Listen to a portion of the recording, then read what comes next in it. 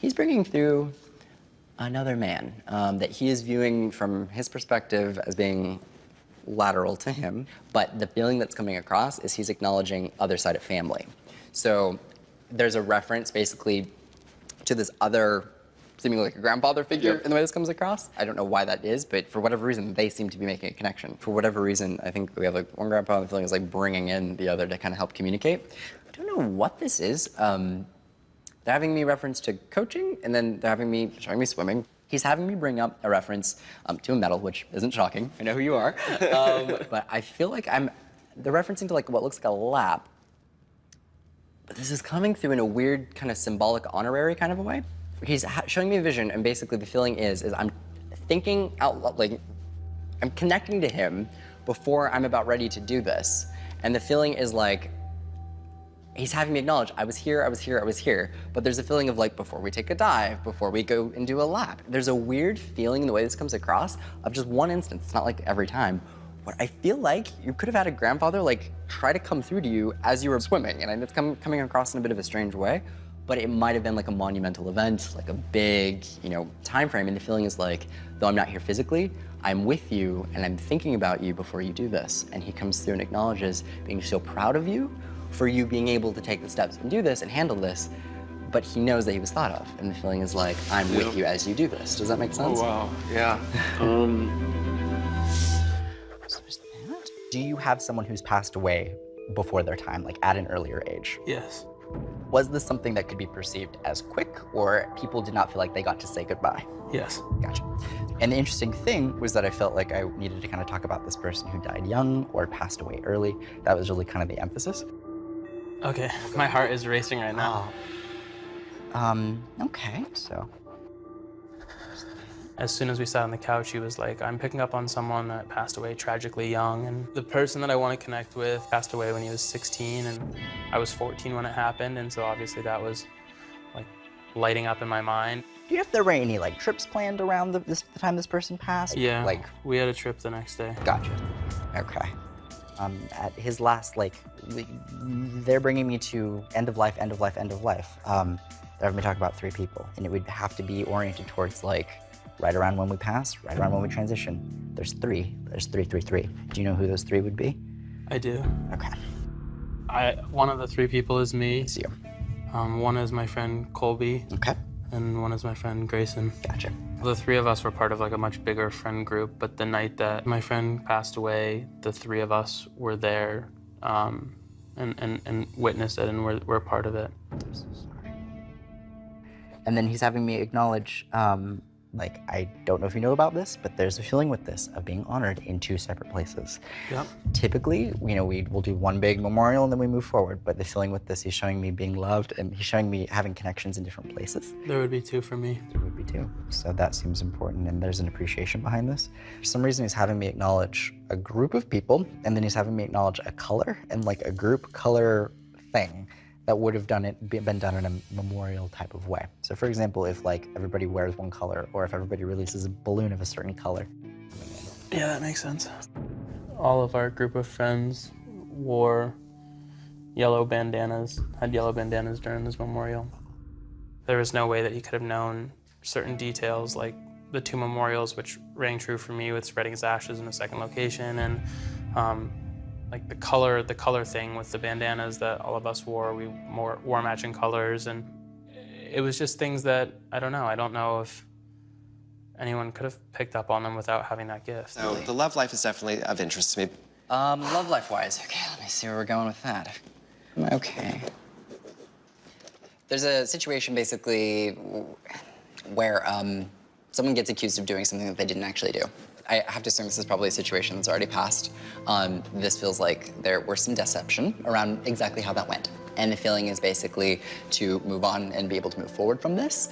But it's kind of a process of learning how to trust again. It's kind of the way that I would describe this. That makes total sense.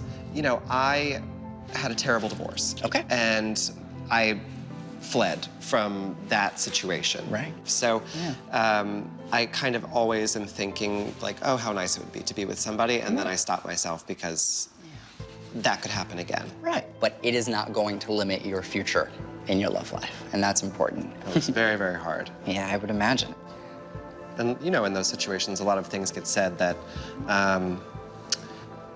being a public person, there are things that you can't fix. You can't publicly say that that's not true. So that definitely rings true. I understand, absolutely. There's so little that people actually know about that period in my life because I wasn't sharing it with the whole world.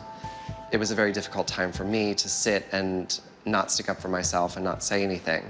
And to actually sit across from Tyler and have him tell me to my face, like, what actually went down, what actually happened, it was very emotional just because there are so few people that actually know how I felt and what I was dealing with. So this isn't like car accident thing, it's not that. But they're talking about a vehicle, but putting this around someone's like last moments, one's life. It feels weird. Does that mean anything?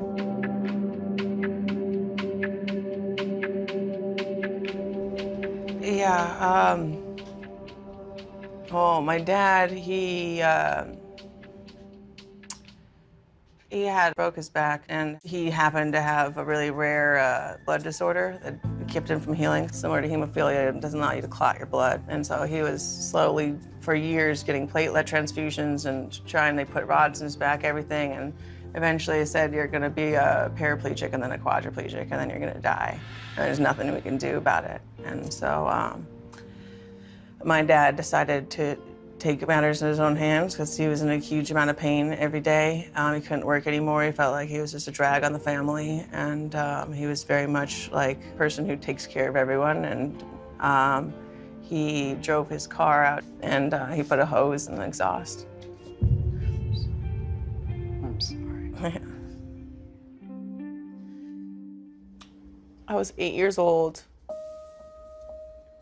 I remember that when he passed, I would just try to just tell myself that he was on a business trip and he'd be back. And that was my way to cope with it.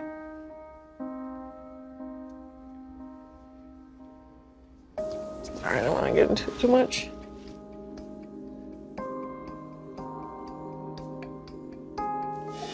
I have this person coming through, and I don't know what this would be in the way this is coming across, but I almost feel like I don't know if people acknowledge that this person was invincible, or that they thought that they were invincible, or what this is in the way this is coming through, but I basically have to bring up someone that I would be acknowledging as being passed away.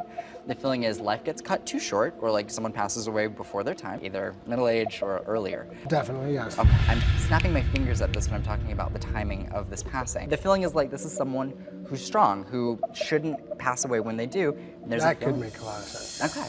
I really want to emphasize like physical fitness, strength. Like I'm saying, punching bags. This thing's very physically strong in this way, which makes it kind of strange that this person would pass when they do. There's a reference to cardiac arrest, as in like someone having a heart attack, sudden. That's stuff makes sense. There's a reference to Las Vegas, and I need to get this out. With the person that you're thinking of, do you know if there were any trips to Las Vegas together? If you and this person Las Vegas makes a lot of sense for that guy.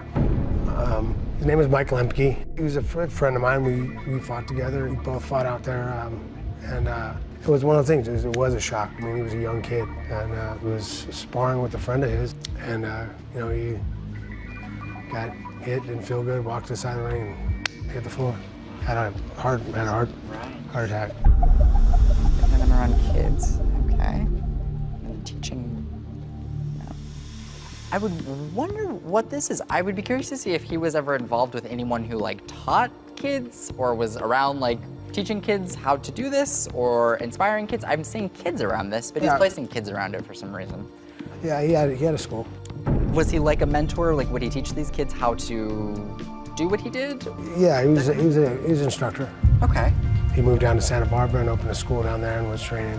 You know, when he came through, he acknowledged being at peace. He felt like, you know, he had that sense of humor coming through. He was, you know, pretty strong man when he connected. I think for him, he lived an amazing life and he got to do what he loved.